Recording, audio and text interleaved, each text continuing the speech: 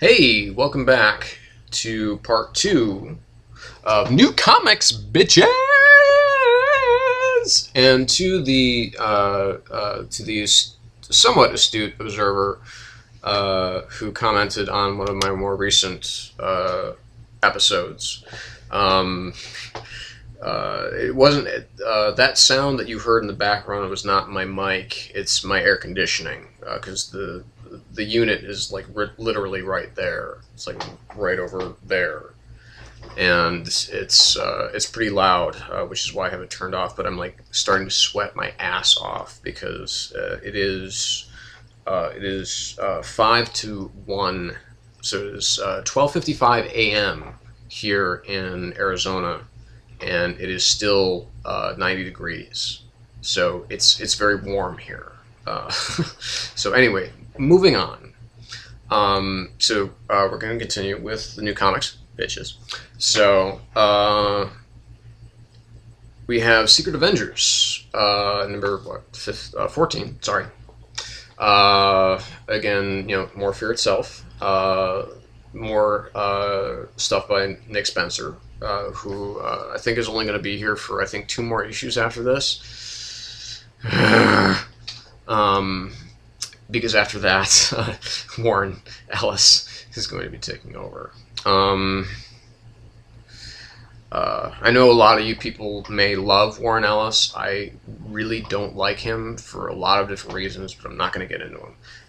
Okay, this is another great issue, like his last issue of Secret Avengers. Really focuses on pretty much one Avenger. This is a little bit less fantastical than the last one, because when you have things like, the statue of Abe Lincoln coming to life and kicking Nazi ass, that's just fucking awesome. This is a lot more kind of personal. It's a much smaller scale story. Basically, it begins with Valkyrie,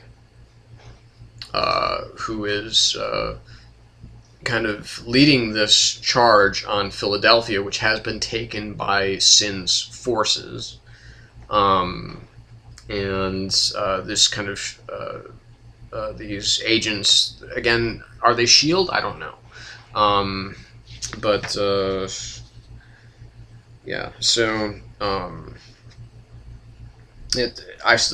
call it S.H.I.E.L.D. just for the hell of it. She's leading S.H.I.E.L.D. agents essentially into battle, and basically says, most of you are going to die.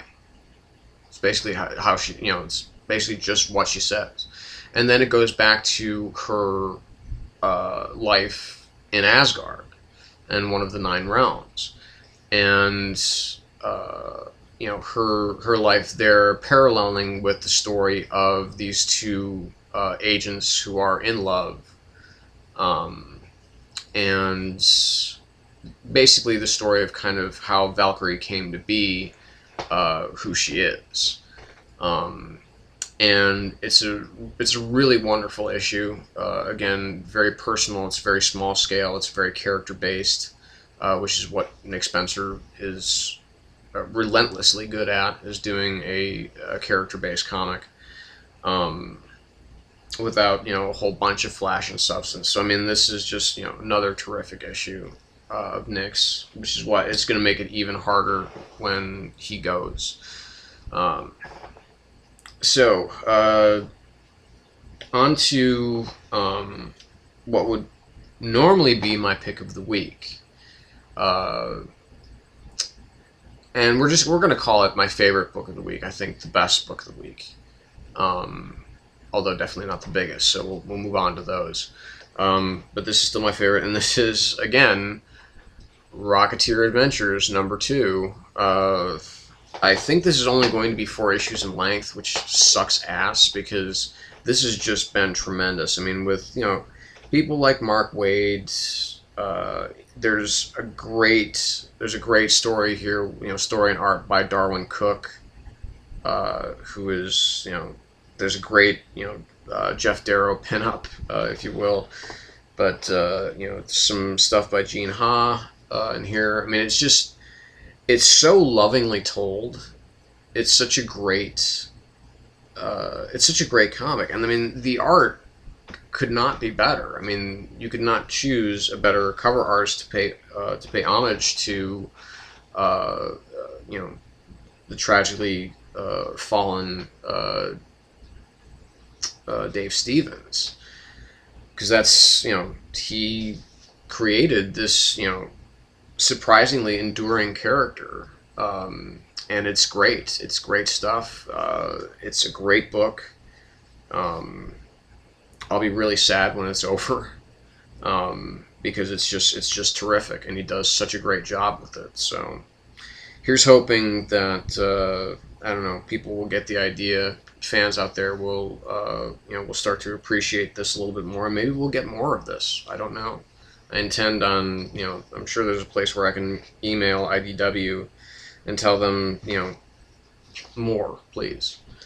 Because there's not really much to cover with that. I mean, it's just, you know, it's serialized it's, you know, kind of serialized Adventures of the Rocketeer, not so much, but I mean, still very much in the Saturday morning serial mode, in which, you know, in the you know, the genre in which Dave Stevens was obviously trying to capture with his original work on the Rocketeer. So anyway, moving on. So now we have our event, which is ironically, to me, more important than either Fear itself or Flashpoint, because it actually has good stuff coming out of it. So first one we're going to do here is issue 5 of Avengers versus New Ultimates, Death of Spider-Man. This had a really shocking ending in issue 4, where it seemed that Nick Fury had been shot dead by the traitorous Gregory Stark. And who didn't know that that fucking guy was going to be a total scumbag? I mean, you just, you know, right out of the gate, you know, okay, this guy is definitely not on the up and up. This is just, I love this cover too. I mean, it's just, you know, there's a lot going on here, but, you know, it's like the, you know, it's like the greatest John Woo scene ever. You know, with everybody kind of at the Mexican standoff, as it were, or the John Woo standoff, I guess, as it's kind of become. But apparently, well, Nick Fury's not dead, and it goes into why he's not.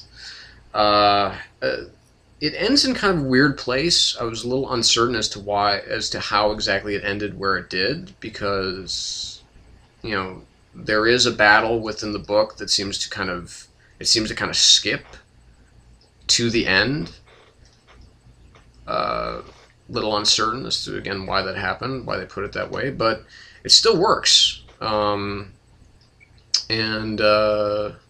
know, it's a good read, man. I mean, Miller's been, you know, the Ultimate Avengers 3 was kind of a, you know, it's interesting, it's kind of entertaining, but for my money, you know, it wasn't really a good Ultimate. It wasn't, you know, what Ultimate Comics could be, should be. And this is definitely more, lots more steps in the right direction. So, you know, a lot of interesting surprises, a lot of twists and turns in this, and it's a really good read. So, and then on to, of course, the big one of the week. You know, bagging be damned.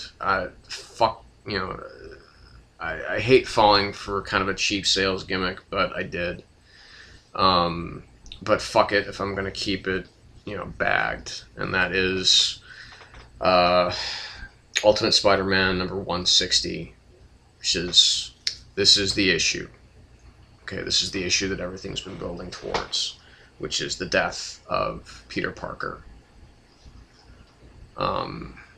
Since it's already been spoiled ad nauseum all over the net, even before it came out, which kind of pissed me off, but, you know, whatever. What can you do? I'm not going to get, you know, I'll talk about it. It was a very, you know, I have not really, I never really collected Ultimate Spider-Man. Actually, when it was more kind of interesting, I was collecting Ultimate X-Men when Mark Miller started that one up, and the art by I think it was Adam Kubert. He's one of the Kubert brothers, or sons, you may want to call them. And then, Bendis was writing on that for a little while, and then it changed hands again, and then I wasn't too impressed with the direction it started going in. But even though I never collected Ultimate Spider-Man, I read a lot, pretty much, I read quite a few of the trades, and I was always very entertained by it. I thought it was a really good comic. Obviously, Bendis loves the shit out of Spidey, and loves writing Spidey dialogue. Loves writing the wisecracks.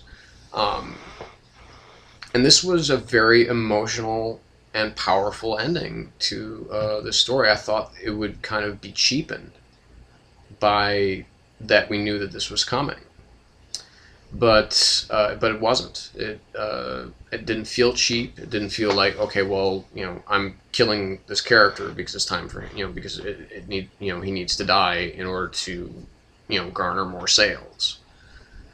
I don't think that's the case here. I think that Bendis had a pretty clear vision of what he wanted to do, and he did it. And thankfully enough, Mark Bagley was there for the end.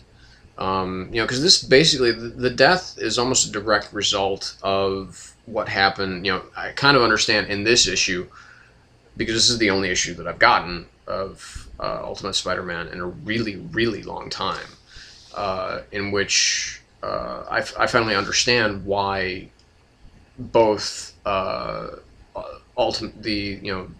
Ultimates comic and Ultimate Spider-Man were doing this kind of crossover, is because a direct result of what happened in issue 3 of Avengers versus New Ultimates, which is when the Punisher shoots, he's aiming for Cap, but Spider-Man jumps in the way. That wound is carried over into this issue, and of course in this issue Spidey's fighting the Green Goblin, who's trying to be held at bay by both Iceman and the Human Torch. And Spidey is trying desperately to save Aunt May and Gwen Stacy, or Gwen Stacy's clone, or whoever exactly she's supposed to be. And of course Mary Jane is there for the end. And it's a very well played end. It's not like when I first kind of looked at it, I'm like, well, this is a little bit too reminiscent of Death of Superman type of thing. But then I looked closer and I read it, and I read more carefully, and it's much more emotional. It's not just because the final the page where Superman dies. There's a lot. There's almost no talking. It's just a lot of narrative. Bubbles, whatever. They weren't bubbles. The narrative, the narration boxes. And this is actually feeding off of the real emotion of the people that are going through that, of going through, Aunt May and Gwen and MJ and Johnny and Bobby, going through the death, basically watching Peter die and knowing that there's nothing that they can do. And it's painful. It's a painful read, but it's a good one. Again, I'm glad that they didn't cheapen this. I'm glad that they kept it pretty much rooted in actual emotion. So, best book of the week was still Rocketeer Adventures #2, but these were definitely kind of the books of the week, as far as what's going on out there. So this is the one that everybody's kind of talking about. It's going to be talking about probably for a little while. So that's it for this week of new comics, bitches. So remember, like, dislike, subscribe, comment. Just don't unsubscribe. take care. We'll see you next time.